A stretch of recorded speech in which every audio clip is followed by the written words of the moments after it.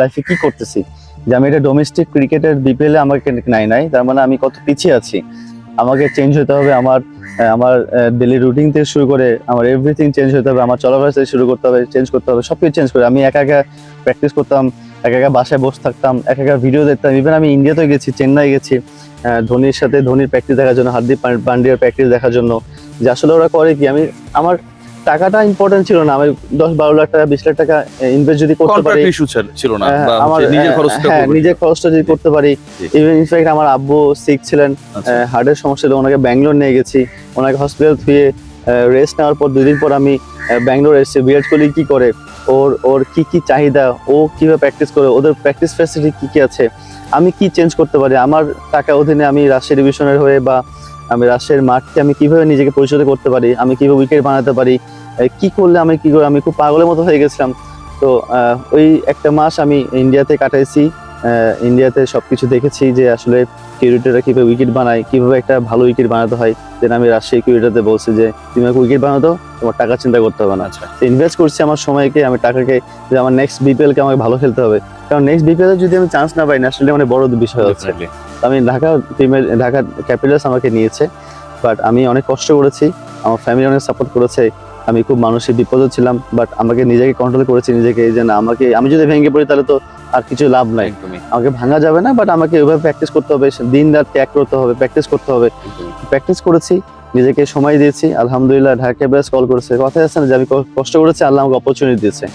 তো আল্লাহর তরফ থেকে এটা অপরচুনিটি, এবং আল্লাহ রিজিকের মালিক, উসিলা ঢাকা ক্যাপিটালস সুযোগ করে দিয়েছে, চেষ্টা করছি ভালো খেলার জন্য। ঢাকা ক্যাপিটালসের সুযোগ পাওয়ার পর শুরুর দিকটায় বেঞ্চ থাকতে হয়েছিল, মানে ওই সময় আসলে মনের মধ্যে কি কাজ করতো? উসকুস লাগতো যে ব্যাটটা ধরবো কবে, ওই উইকেটে যাবো কবে?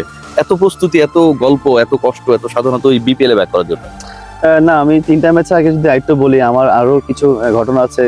জিম্বা টি10 আমাকে না হয়েছে, আমাকে এজেন্ট কল করেছে যে সাব্বির ভাই, আপনার একটা প্লেয়ার দরকার, আপনাকে নিতে যাচ্ছে, আপনি কি চাচ্ছেন? আমি চাওয়া চাই নাই, আপনি শুধু বলেন যে আমি খেলতে রাজি। আচ্ছা, তো ওইটা একটা টি10 আমাকে অনেক বড় একটা অ্যাচিভমেন্ট আমার জন্য, লাইক আমার একটা বড় প্ল্যাটফর্ম ছিল আমার জন্য।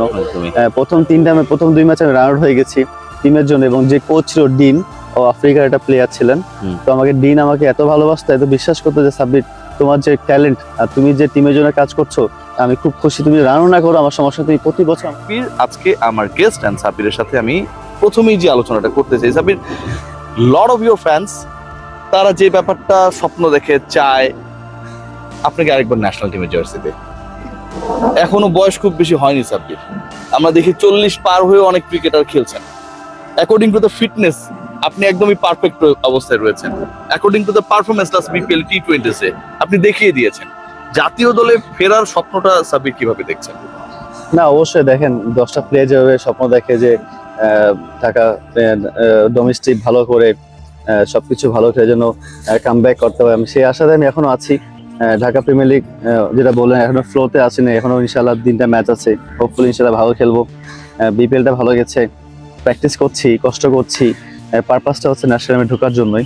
তো হোপফুলি ইনশাল্লাহ চেষ্টা করব সবকিছু উতরে আবার এসে লাল সবুজের গায়ে জার্সিটা পরবো এবং দেশকে রিপ্রেজেন্ট করবো। আর যে ভক্তরা ভালোবাসা যে আছে, এটা আছে আল্লাহর প্রদত্ত নিয়ামত, আল্লাহ তাআলার একটা গিফট, এবং তারা যে এখনো ভালোবাসে, আসলে আমি তাদের কাছে অনেক কৃতজ্ঞ বোধ করি। তারা যে এখনো সাপোর্ট করে ভালোবাসে, এটা আসলে ভোলা যাওয়ার মতো না। সাব্বির, এই সমর্থকদের যে ভালোবাসা, এটা তো নিশ্চয়ই একদিনে গ্রো করেনি। Sabbir did something special and that's why your fans still loving you. আপনার কোন মোমেন্টসটা আসলে আপনাকে অনেক বেশি রিকল করায় যে এই কাজগুলো বা ওই ইনিংসটা, ওই পার্টিকুলার দলের বিপক্ষে ওই পার্টিকুলার ইনিংসটা খেলার কারণে আসলে আপনি সাব্বির রহমানের একটা যে ট্যাগ, একটা যে ব্র্যান্ডিং, একটা যে সিল, সেটা আপনি দিতে পেরেছেন? আমার কাছে মনে হচ্ছে ডেবু ম্যাচটা আমার কাছে একটা ব্র্যান্ডিং ছিল, জিম্বাবুয়ের সাথে 25 বলে 44। সো ওইটাতে আমি মনে হয় একটা ভালো একটা রেসপন্স পেয়ে সবার কাছ থেকে, কারণ ডেবু ম্যাচটা অনেকজন অনেক সময় 10 রান বা 5 রান করে বা বল খেয়ে আউট হয়ে যায়। তো আমার কাছে আল্লাহ আমার সহায় ছিল এবং আমার পরিবারের সবাই ভালোবাসা দোয়া ছিলেন। ওই ডেবু ম্যাচটা আমার কাছে মনে হয় আমি একটা ব্র্যান্ডিং হয়ে রাখছি যে না, 25 বলে 44 ডেবু হয়েছে আপনার, এখন না আরো অনেক বছর আগে।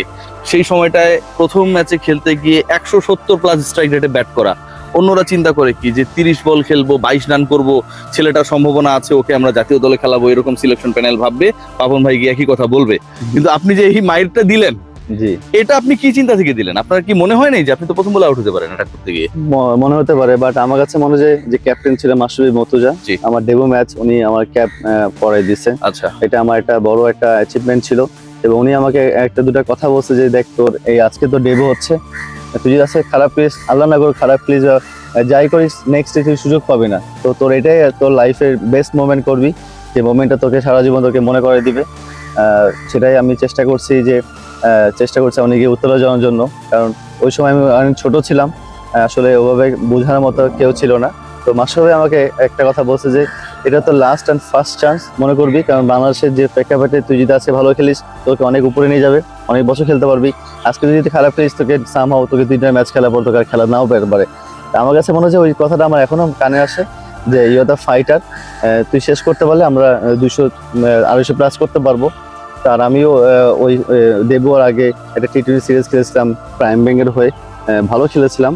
তো এই মোমেন্ট আমরা ধরে রাখছিলাম, এবং আমার কাছে মনে হচ্ছে ওই সময়টা আমি আল্লাহর উপর বিশ্বাস করে এবং নিজের ট্যালেন্টও বিশ্বাস করে আমি ফ্লোরতে খেলার চেষ্টা করছি। আমরা যদি খেয়াল করি সাব্বির, মানে যখন ন্যাশনাল অ্যান্থেমটা বাজে, প্রথম ম্যাচ আপনার, মাশরাফি এতগুলো কথা বলেছে, সামনে একটা অনিশ্চয়তা যে আপনি আসলে টিকে যাবেন নাকি হারিয়ে যাবেন। হ্যাঁ, জাতীয় সঙ্গীত বাজার সময় আসলে ফিলটা কি হয়? কারণ আমরা তো সবাই টেলিভিশনে দেখি, আমরা সবাই মাঠ থেকে দেখি, বাট ইউ গাইজ অ্যাকচুয়ালি আপনারা গান, আপনারা ওই মাঠটার মধ্যে, পিচের মধ্যে আপনারা থাকেন। টু বি অনেস্ট, তখনও ফিল ছিল না যে আমি খেলতেছি, ডেবু হচ্ছে আমার শুধু একটা কথা ছিল যে এটা আমার লাস্ট অপরচুনিটি, যেহেতু আমার ডেবু হচ্ছে, 16 কোটি মানুষ একটা বাংলাদেশে তাকিয়ে আছে, এটা সিরিজ চলছে, ডু অর ডাই ম্যাচ। তো এই ম্যাচটা আমাকে অবশ্যই ভালো খেলতে হবে। আমার আর কোনো আশেপাশে কোনো ধ্বনি বা কোনো সঙ্গীত বা কিছুই মনে পড়ছে না, শুধু মনে পড়ছে যে আমি উইকেটে কিভাবে যাব, আমাকে কিভাবে আমার রানটা বার করতে হবে, সেই চিন্তা ছিল আমার। আল্লাহর মধ্যে আল্লাহ সহায় ছিল এবং সবার দোয়া ভালোবাসাতে আমি ভালো খেলছি, এবং পরের দিন আমার বার্থডে ছিল। আচ্ছা, তো এটা খুবই খুব ভালো একটা interesting. সারপ্রাইজ ছিলেন। আচ্ছা। আলহামদুলিল্লাহ সবকিছু, ওই যে বললাম যে এত প্রেশার ছিলাম আর এত কিছু ছিল, আমার আশেপাশে কি বলছে কি আমার কোনো কানে আসছে, শুধু মাশরাফি একটা কথা শুধু মনে পড়ছে যে ইউ আর দ্য ফাইটার, তুই করতে পারবি, তোকে করতেই হবে।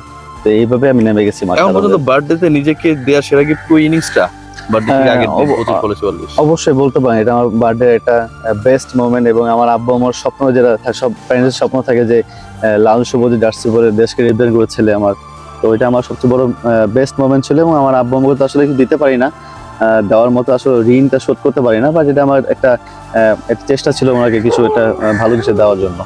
সাবির, আমরা যদি খেয়াল করি যে আপনাকে নিয়ে আমি পার্টিকুলারলি আমি খুব বেশি বিশ্বাস করতে চাই সাব্বির, মানে এটা আপনি নিজে খুব ভালো করে জানেন যে আপনি আবারও ওই একই জার্সিতে আপনি নামবেন। ইউ হ্যাভ দ্যাট কোয়ালিটি, আপনার মধ্যে ট্যালেন্ট নিয়ে কোনো অভাব নেই। এবং আমি চ্যালেঞ্জ করে বলতে পারি যদি আপনাকে 10টা ম্যাচ খেলার সুযোগ দেওয়া হয় এনি ফরম্যাট, আপনি অন্যরা ওই 10 ম্যাচে যা করতো আপনি তাতে খারাপ করবেন না, এটাও আমি চ্যালেঞ্জ করে বলতে পারি। আর আপনার কাছ থেকে যদি আমি একটা জাস্ট কনফিডেন্স নিতে চাই ফ্রম ইউর পার্ট, যে আপনি ন্যাশনাল টিমে ব্যাক করার লক্ষ্যে এখনো চেষ্টা করছেন। জি, আপনি আপনার গোলটা কত বছরের মধ্যে সেট করেছেন, যে আগামী 6 মাস, 1 বছর, 1.5 বছর? আমি লাস্ট ইয়ার সেট করছিলাম যে লাস্ট ইয়ার যে আমি বিপিএল এর সুযোগ পাইনি খেলার জন্য,